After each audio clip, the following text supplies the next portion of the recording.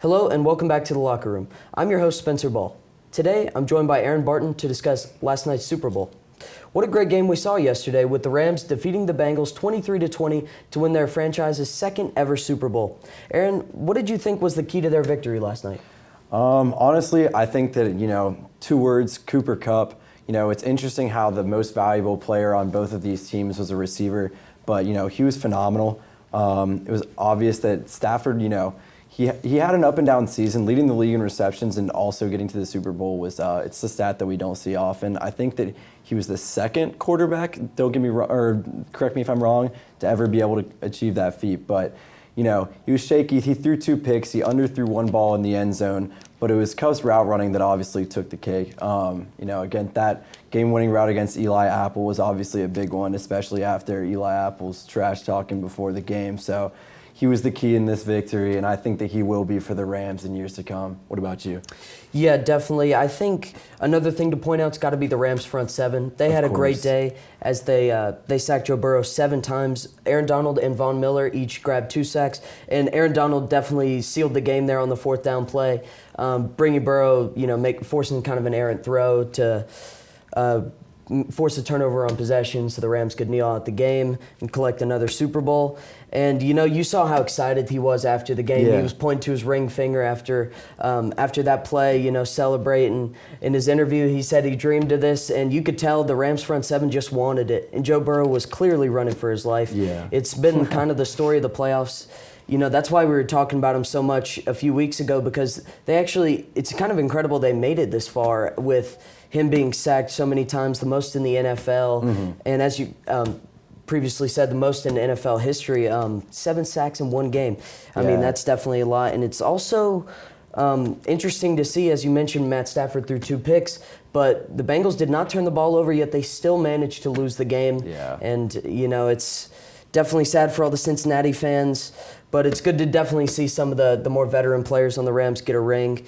And as you mentioned, Kupp bringing home the MVP, it just tops off his incredible Triple Crown season.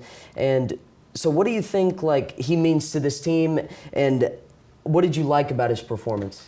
What I liked about him was that, he comes off with a certain swagger that we haven't really seen the same way before. I mean, the 3 stats that he was able to achieve with obviously getting the Triple Crown, but also getting Super Bowl MVP, there's one other that, it made him get 3 stats that Jerry Rice was able to accomplish throughout his career, which is incredible, but Kupp did that all in 1 season.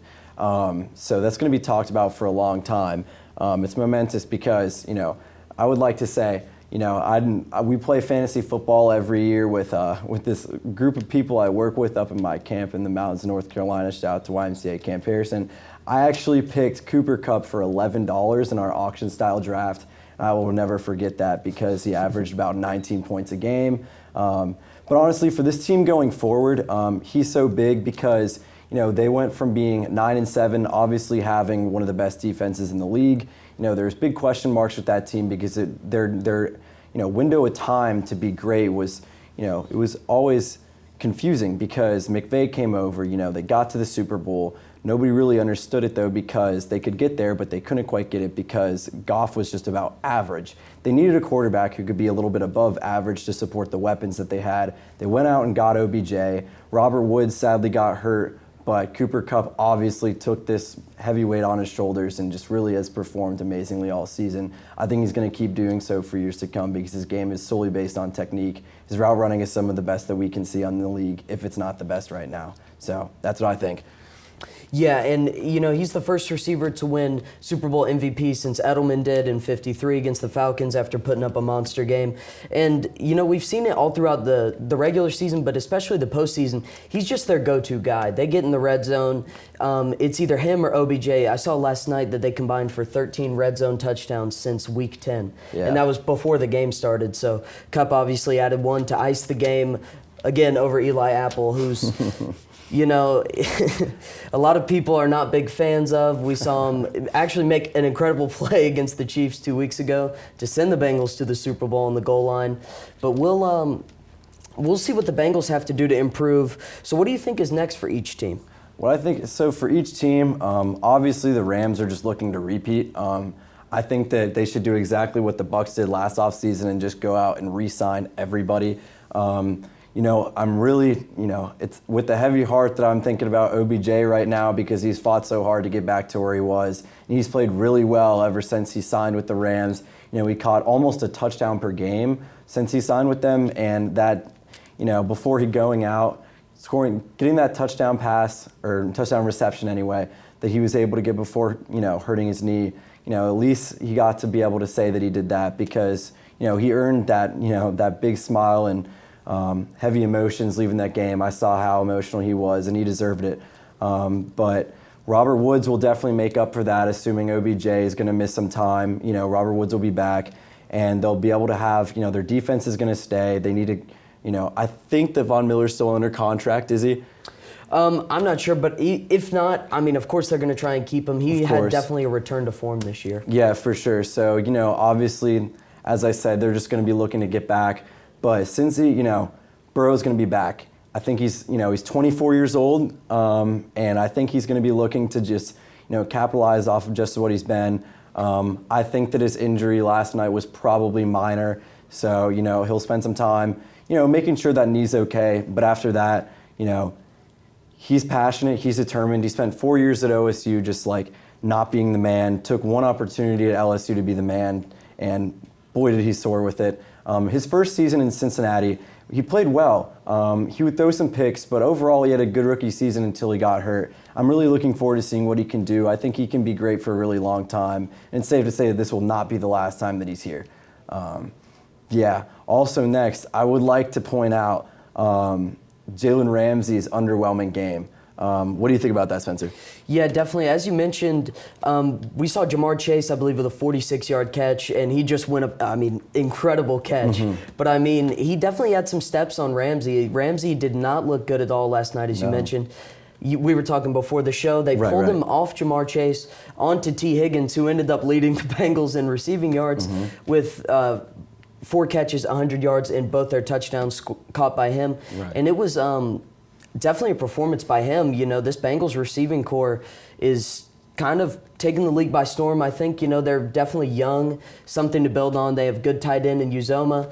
So I think they definitely have something to build on. But Ramsey, he kind of touts himself as the league's best corner and then gets burnt by wide receiver 2, for the majority of the game. So it was interesting because right after, as you said, we talked about how, he got burnt by Jamar, which, credit to him, it was an incredible catch. But, still after talking that big, I don't think you can afford to get burnt that much. And, he switched on a T.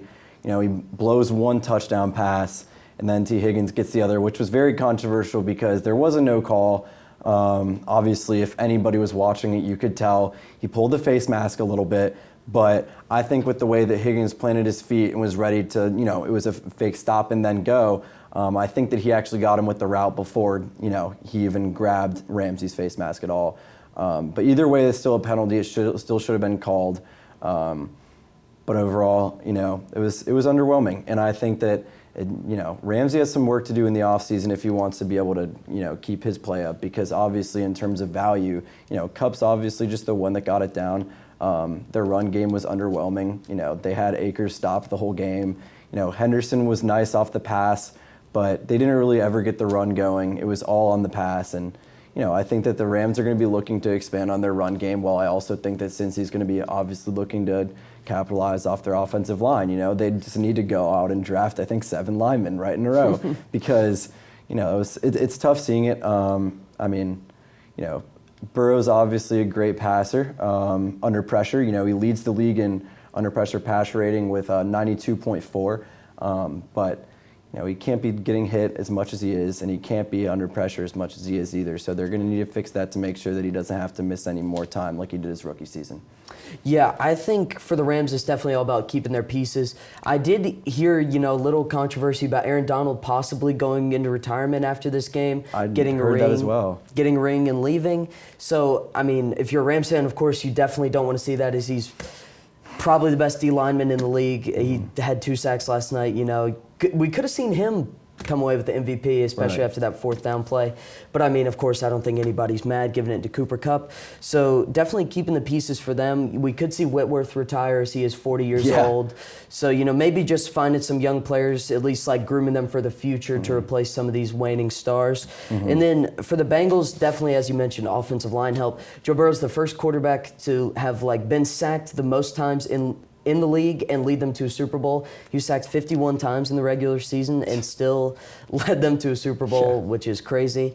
And I think he was sacked 19 times in the postseason. So we saw, which is, I mean, that's a crazy amount that they even got to the Super Bowl. So we see the offense, even under pressure, being able to perform like they did pretty well. You know, turnover-free game yesterday for the Bengals. So they played well. Joe Mixon actually had a really nice game, 15 carries, 72 yards. He also added a pass touchdown on there. Yeah. So definitely a nice game by him. And I think we'll definitely see the Bengals make it back to this, if not next year, definitely in the future, because they've got a bright young core. And the Rams, we could see them repeat, just depending on, you know, if they can retain their pieces and just overall performance next year. 1,000%. And finally, we're going to touch on, you know, something not football related, but something we saw during the Super Bowl, the halftime performance. It was one of the first, like, hip-hop or solely, like, hip-hop rap performances we've ever seen. And, you know, the artists had their classics out on display. So what did you like, and how do you think they'll follow that up next year? I really liked it. You know, I really liked, you know, Super Bowl being in LA. They brought that big West Coast, honestly, just feeling of swagger, because they took over, and I've used that word in the past, you know, this episode, but I had to pull it out again, because when you think about it, like, it was, you know, Dr. Dre coming in, singing the next episode and Still Dre, you know, that gets anybody from the West fired up. But also, you know, bring Kendrick on and starting out with the chorus of Good Kid, Mad City and going right into All Right, you know, that struck a chord with me, because that album or both those albums are incredible, but, you know, it's big. You know, you could tell that there was definitely a civil rights undertone, and, you know, I think it was impactful. I think that he was able to make a statement, and I think overall it was a really, really cool show. I think that every artist got to really, you know, showcase their abilities pretty well, and I was entertained. I really liked it. What about you? Yeah, definitely. We saw the kind of the surprise 50 Cent appearance. Yeah. You know, gotta love that. Yeah, everyone was playing their classics. It was a great performance, I think. It'll be tough to follow up. You know, this was one of the more, like, star-studded casts we've seen. Like, of course, they pull out the stars for the Super Bowl, but this one, I mean, you know, they had, like, 5 or 6 people who are, you know, maybe not current, I guess, legends, but that's what they are, legends. Right, I mean, right. so it was definitely great to see. It'll be tough to follow up next year. And that's going to do it for this week of Locker Room, and we'll see you next week. Thank you.